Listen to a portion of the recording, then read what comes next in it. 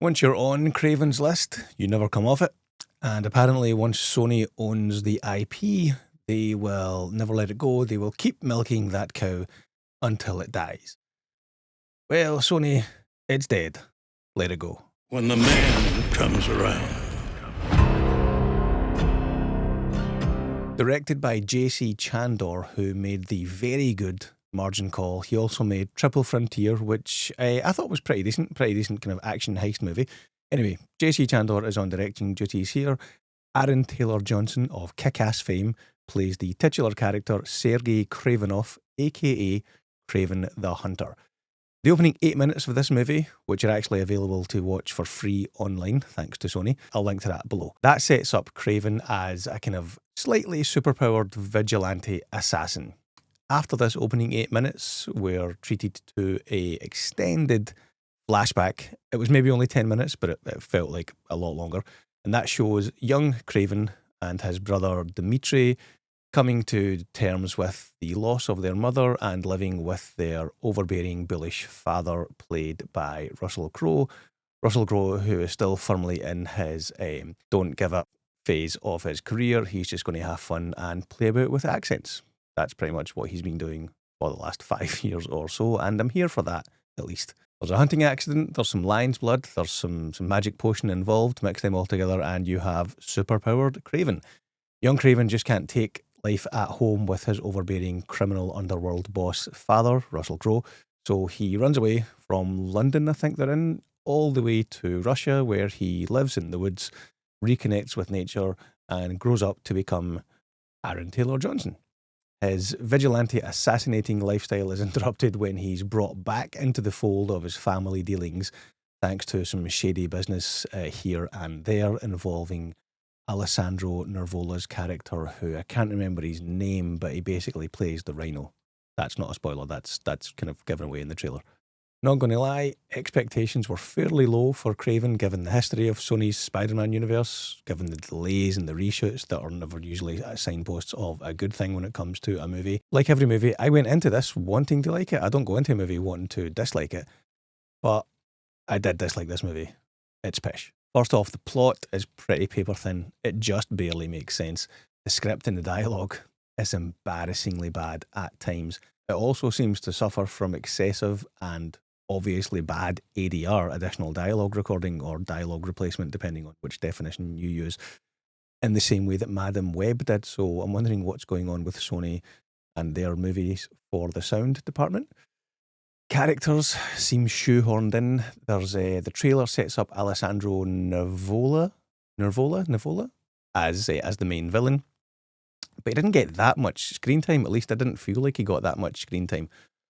I would have wanted to see more of him because he was actually one of the best things in this movie. I think, he understood the assignment. It's a popcorn movie. It's a superhero movie. He's, hamming it up, chewing the scenery as, the evil Russian bad guy. And he's having fun doing it. As good as he is, though, he'll always be Pollux Troy in my eyes. There's another villain that's shoehorned in here. I won't say who he is or who's playing him because I don't think that's been revealed in the trailer, so I would say that is a bit spoilery, but that character is like a side quest mission in a video game that you can choose to do if you want, but it's got nothing to do with the main story. The CGI is pretty poor at times. Kraven's abilities look like good video game graphics, but bad big budget movie graphics. I think in 2024, for a big budget Sony Spider-Man universe movie, there should be better CGI than this. Likewise with some of the green screen shots, some of the background shots with characters there, it's very obvious that they're not in the location, they're standing in front of a green screen. Again, it's 2024. The CGI should be much better than this. Ariana DeBose is wasted as a side character. Calypso, I think her name is. She's pretty much got nothing to do. She does get one badass line though, so that's one saving grace for her, but her character could have been cut from the movie as well.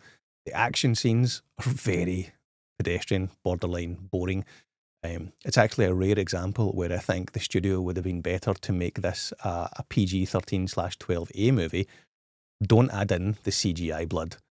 Make it a 12A/PG-13, and then at least, more people will go and see it. The 10, 11, 12-year-olds of the world who want to see this, they'll get to go and see it. But as it is, at least here in the UK, it's a 15, and it really only looks to be a 15 for a few F-bombs and some blood during the kills. You could have not included the F-bombs, not included the blood, and made it a 12A/PG-13. I don't know if it's a PG-13 in the States, to be fair.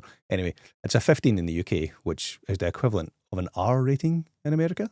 My biggest issue with Kraven is that we're probably not going to see Kraven or the Rhino in any MCU movies or any Tom Holland Spider-Man movies anytime soon, purely for the fact that they are in this Sony Spider-Man universe movie, which is a shame because I think Kraven as a character, and the Rhino, but more so Kraven, I think he would be a good character to have in a Tom Holland Spider-Man movie, a kind of relatively grounded character, like dial back the kind of the supernatural element of Kraven and just have him as like, like peak physical condition human hunter hunting Spider-Man.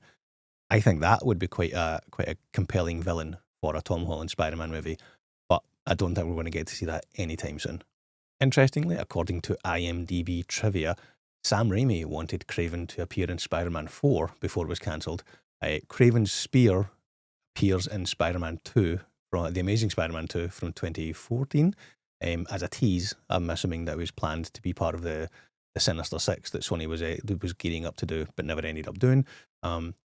As for the MCU, Ryan Coogler apparently wanted to include him in Black Panther, taking inspiration from Christopher Priest's Black Panther comic book, but he couldn't get the rights. John Watts wanted Kraven to be the backup villain for Spider-Man No Way Home in case the multiverse story didn't pan out. So that would have been interesting to see, I have to admit. Like I said, I think Kraven in a Spider-Man movie as the bad guy, even if he's just the B-villain bad guy, I think that would be a good shout.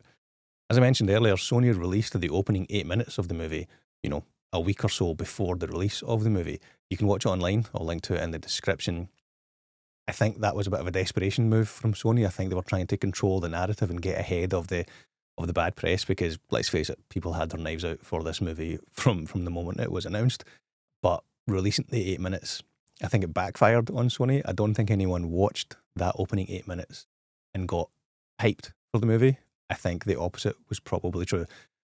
Interestingly, there's a few shots, like just a couple of shots, that's in the opening 8 minutes in the cinema version that I saw that's not in the YouTube version. I would imagine there was kind of spoilery plot reasons that they did that, but it is interesting to note the shots that weren't in the public YouTube version of the opening 8 minutes as opposed to what's in the actual movie.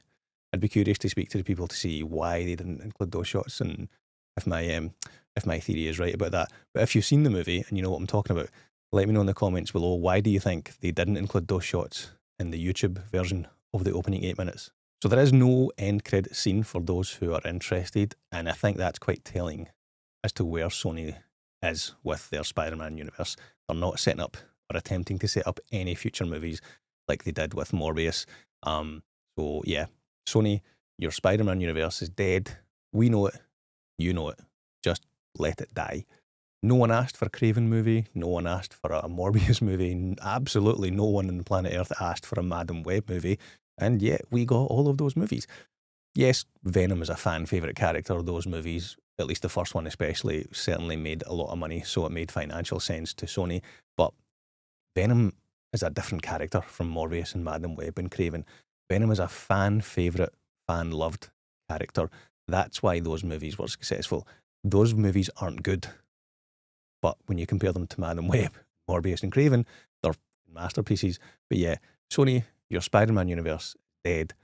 Let it die. Reboot, sell the rights back to Marvel, but please, please, please just let it die. That's us. Thanks for watching. I'll catch you in the next video.